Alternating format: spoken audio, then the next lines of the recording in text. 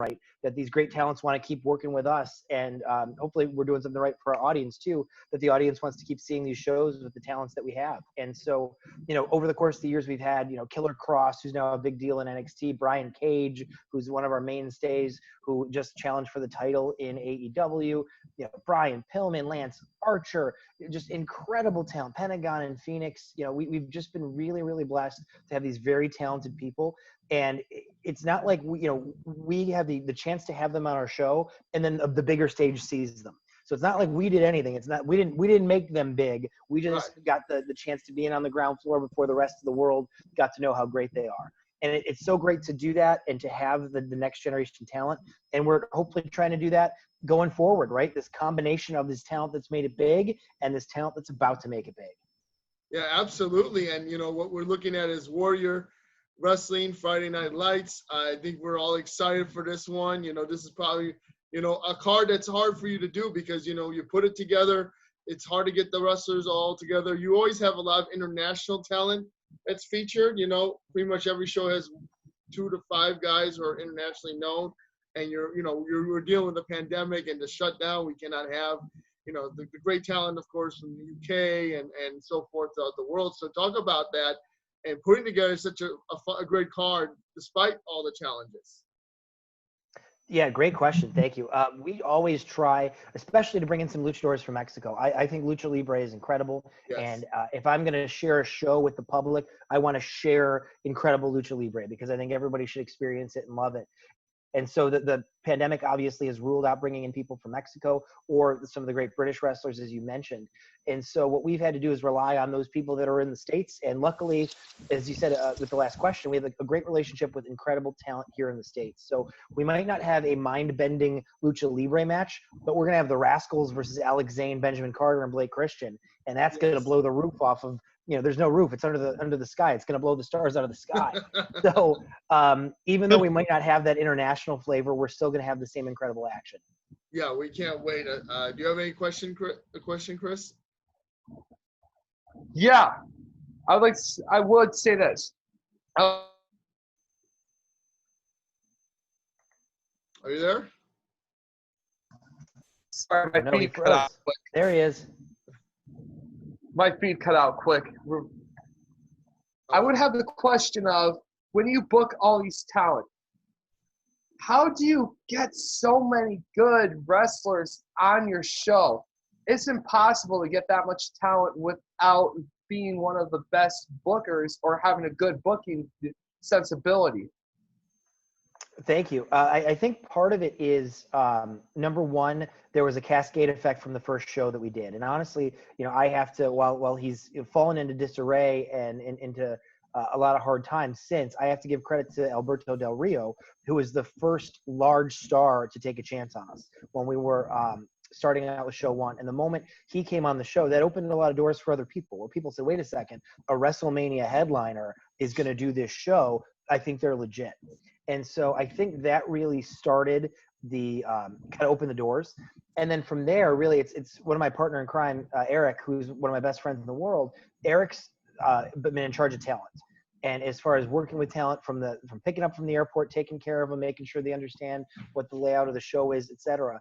And Eric has from day one stressed that we need to treat everybody like $1 million, sincerely and genuinely, and not in like a clout seeking kind of way. That we treat everybody like we treat friends putting on a show. And if we do that, if they feel like they're part of the family and they have input on creative and they're treated well from the moment they land to the moment they leave, then hopefully people will want to come back and that they'll tell their friends too. Because again, this is not a siloed industry, right? All these people work together on various other shows. So hopefully if Brian Cage has an incredible experience, when somebody backstage at Dynamite goes, hey, I'm thinking about working for these guys at Warrior, what do you think? Hopefully Brian Cage says, they treat you really well. They're very professional. They do everything right. So part of it was the floodgates open with a big star joining early. Part of it is props to my buddy Eric for treating everybody well and making sure that we're first class and always there. And then I think part of it too is giving performers the ability to do what they want to do. And that's actually something that I think is the secret sauce. We talk to all of our performers about matches they want to have. So it's not just us in a room going, you know what, this person should face this person, do it. We talk to a performer and we say, hey, what kind of match are you looking to have soon? Do you want to show off a different side of your performance? Is there somebody you really want to work with? And then from there, we build matches. So hopefully the performers are happy and motivated because we build a match that they had input on and they really want to have. Hopefully they want to excel. So I think it's a combination of those three things. The big names open the door, treating people well makes people want to come.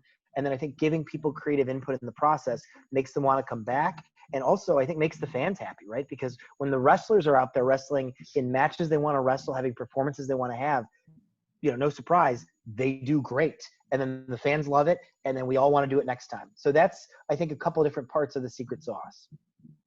For sure. And Steve, anyone who's been to the show knows the environment. They know what the fans bring. So talk about, the decision now to bring it out to the stadium. Obviously it's social distancing is going to be required. How are you still going to, overcome those challenges and still bring the same atmosphere to Friday Night Lights outdoors? Well, I think a lot of that's going to fall with the fans. And so if you're listening and thinking about coming to the show, and I'll say this too before the show starts, it's on you guys. In a gym, even it's a large gymnasium, the noise of the fans reverberates off the walls, off the rafters, and makes the place feel the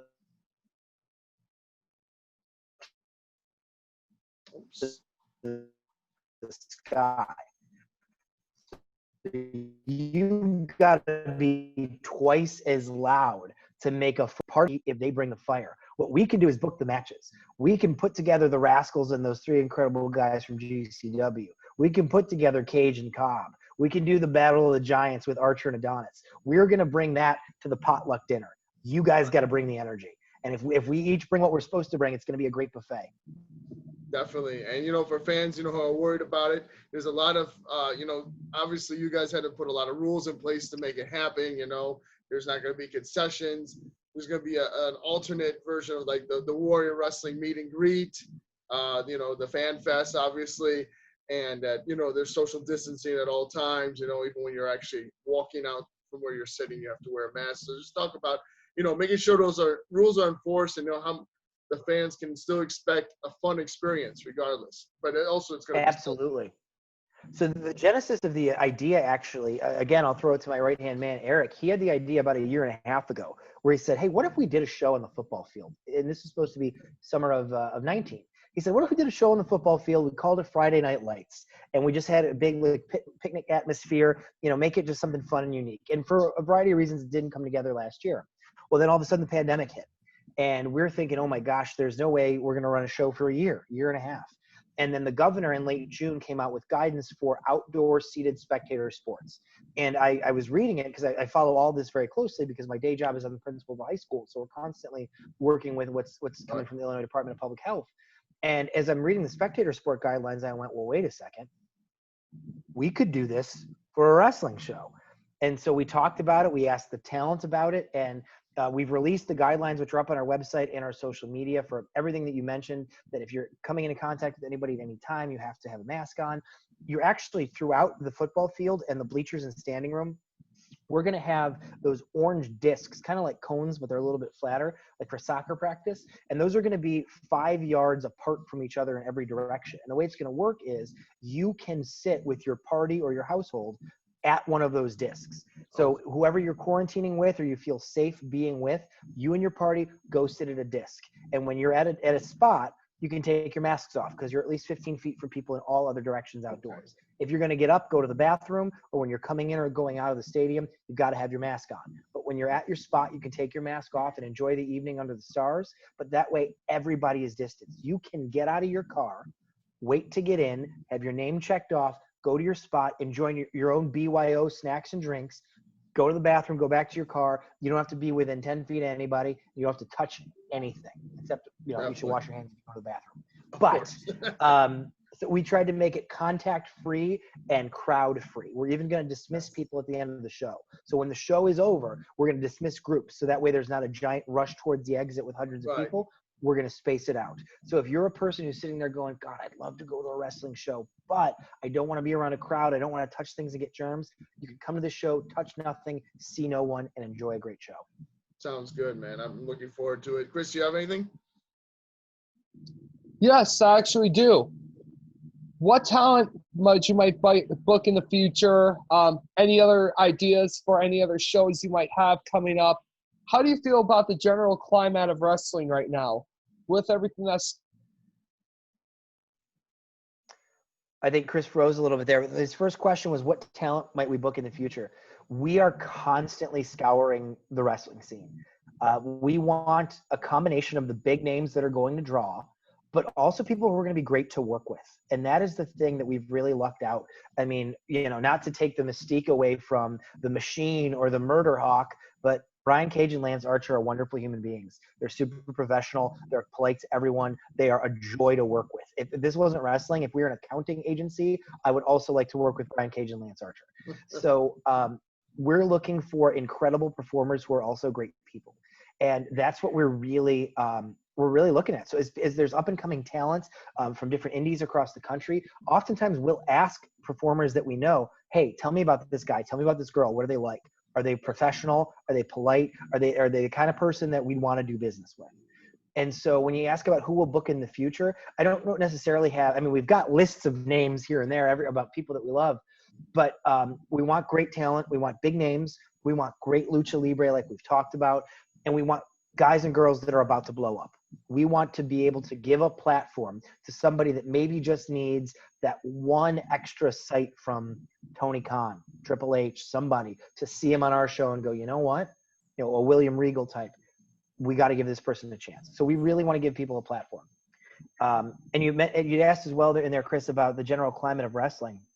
I think it's interesting. I think we're adapting as fans. The first month or two from mid-March to mid-May, it was really weird. And then AEW kind of hit a groove with how to do talent in the audience and how to do small audiences in Florida. As fans, we're adapting to what it's like now. And it's going to be interesting to see what happens when it all opens back up. So full transparency, we're hoping that Friday Night Lights goes well. Maybe we can sneak one more in this fall before we get to the winter. But honestly, if we're still in where we are COVID situation, I don't see an indoor show in the winter unless we do a very limited audience with maybe sponsorships or things like that so that it financially makes sense. But the climate is weird right now. And also for the talent, right now they're not able to ply their trade as much as they normally would. So, take a guy like an Alex Zane or a Blake Christian or a Benjamin Carter. If we didn't have COVID the last 6 months, they would have wrestled 100 matches, right? Over 3 or 4 a weekend over 4 or 5 months. Well, now all of a sudden, maybe that was 6 matches, right? Maybe it was 7. So the talent is able to heal, and they're able to maybe get in better shape, but they're not able to get as many ring reps in. So in some ways, this might slow the growth of some talent, not only from their ability standpoint, but also from their ability to build a buzz. Because if talent X was out there these last 6 months crushing it, we would know who he or she was. And talent X hasn't been able to be out there these last 6 months. So all that to say, it's a really weird time in the landscape right now. And we're just hoping, like everybody does, that eventually we get back to a new normal where we can see a lot more talent and bring a lot more talent in because we're running more often. Definitely. And we're excited that the new champion and Brian Pillman will be in action. Talk about Brian Pillman Jr., man, when he beat Sam Adonis for that championship. I mean, obviously it was the War of Attrition match. Great matchup, great ending. You couldn't flirt out any more perfect way. So talk about Pillman being the star, moving into that spot. Yeah, absolutely. Brian Pillman has all the tools, all the gifts. I'd seen his father years and years and years ago watching wrestling, but I first saw Brian in person at a Black Label Pro show in 2018. And he was very young and very green, but I knew the moment I saw him, I went, this guy has it. Whatever it is, this guy's got it. And so we brought him in early 2019 at Warrior 3, 4, and 5. And we could see then that the audience just had this connection to Brian Pillman. You just like the guy. You cheer for him. You want to see him win and overcome things. And he's just so goofy and lighthearted and fun and such a likable guy, but at the same time, this killer athlete. And so Brian is one of those young talents where when we knew Brian Cage would no longer be champion, when he was injured and he had to give up the belt and, pulling back the curtain a little bit here, when we had to decide who carries the belt, we really wanted it to be on somebody who was about to come into their own as a star. And we narrowed it down to the 2 guys who finished the match, Brian Pillman and Sam Adonis, both of whom are part of that core group we always work with. And you know, I wouldn't be shocked. We've seen Brian a little bit on Dark. I think it's just about time that we see Sam Adonis on Dark or Dynamite or NXT, because I think the world of his talent as well. The guy can do everything. And so we narrowed it down to, as a company and as a fan as you're watching it, the ultimate heel who has been around since day one, and the most beloved, lovable, never give up babyface, who earlier in the show got his ass kicked by Kylie Rae and got put through a table and wouldn't back down. And now on top of that, he comes back. We just wanted it to be this moment of the ultimate heel, the ultimate babyface, and a great win for the guy everybody loves. And, you know, the moment was really special when Pillman got the 3 count, hugged the belt, pointed to the sky, and, you know, he came through the curtain and just tears in his eyes. It meant a lot to him. It meant a lot to us. It meant a lot to Warrior Wrestling. Definitely. I could definitely see that. And, you know, we can't wait to see who his opponent will be at Warrior Wrestling Friday Night Lights. And, of course, we have Lance, the MurderHawk Archer, coming back, which I'm excited for because he has unfinished business with Sam Adonis because they were on the same team of the War of Attrition match. Yes. And, yeah, these two are going to be going at it one-on-one. A lot of animosity left over after that matchup. Yeah, so in that War of Attrition match that we just talked about, Adonis and Archer were on opposite sides in that first round. Yes. And Adonis is a big dude. People don't realize, like, he is big, he's tall, he's strong, he's broad. And when he stacked up face-to-face with Archer, people realized, oh my gosh, this is 2 monsters clashing. And they had a lot of exchanges in that first round, and no one really got the better of it because they weren't part of the pin. So Archer didn't beat Adonis, Adonis didn't beat Archer. And so now you've got these 2 guys, 2 monsters with something to prove. Both think they should be the champ because Archer had beat Pillman at Warrior 6. Yes. Or at Warrior 7, excuse me. So Archer had been the last guy to beat Pillman the show before. And all of a sudden, wait a second, now Pillman's got the belts, and Archer was in that match and didn't get pinned. And here's Sam, who went all the way to the end and got that far. He thinks he should have a rematch. So you've got these 2 monsters.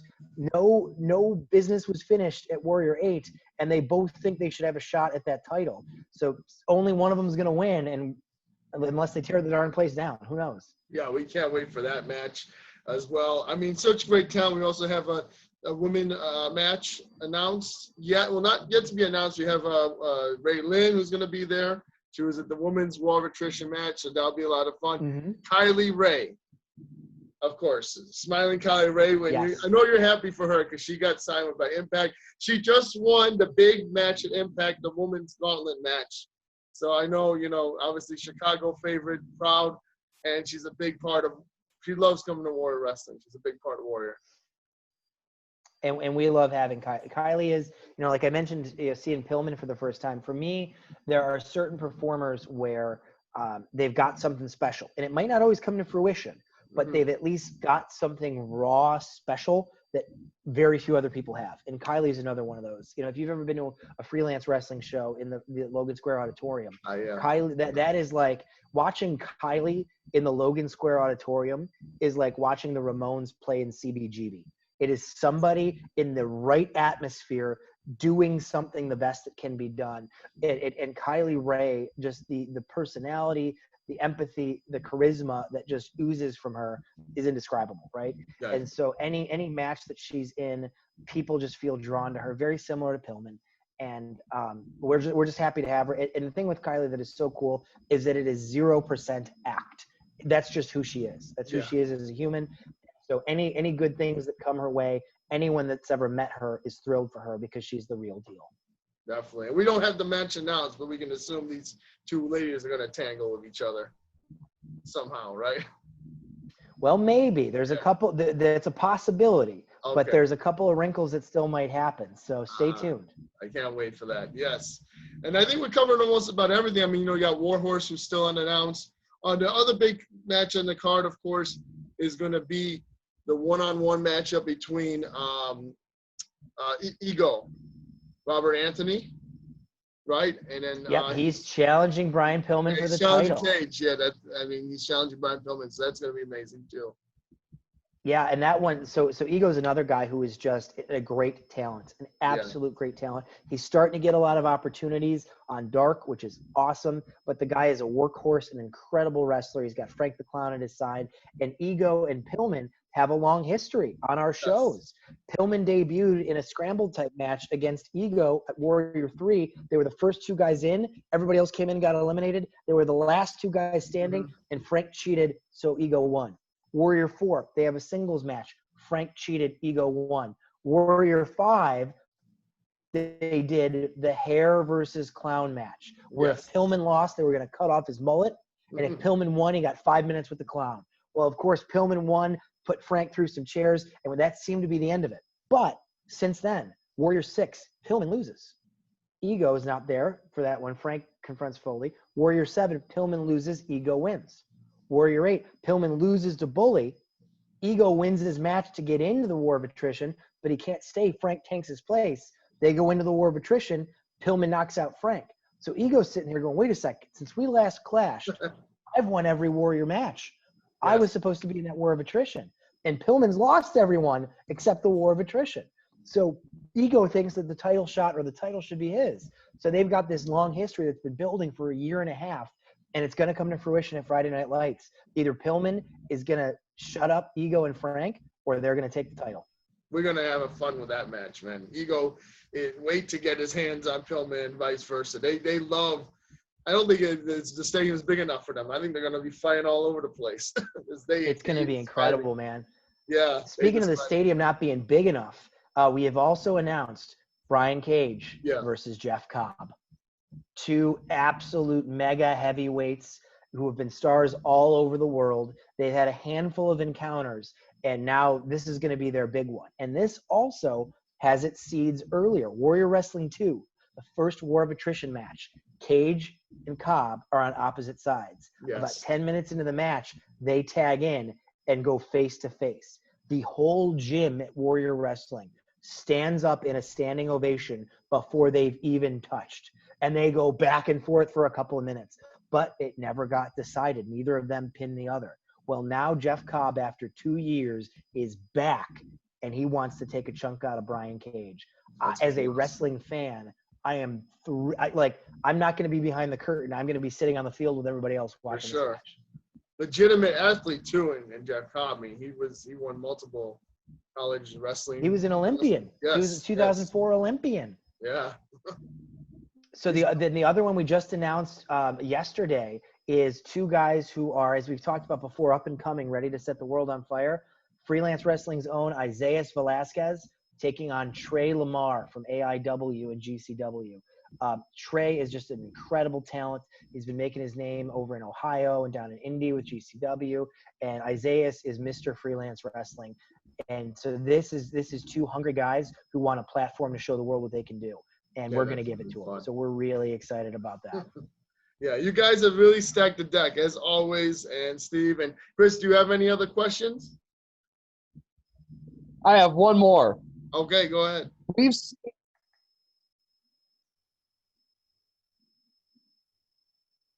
Kris, you there? You might have frozen. Sorry, Kris, my feet went out quick. There you go. I have one more. We've seen most of the talent that's come through Warrior Wrestling, such as Filthy Tom Lawler, Jeff Cobb, go to New Japan.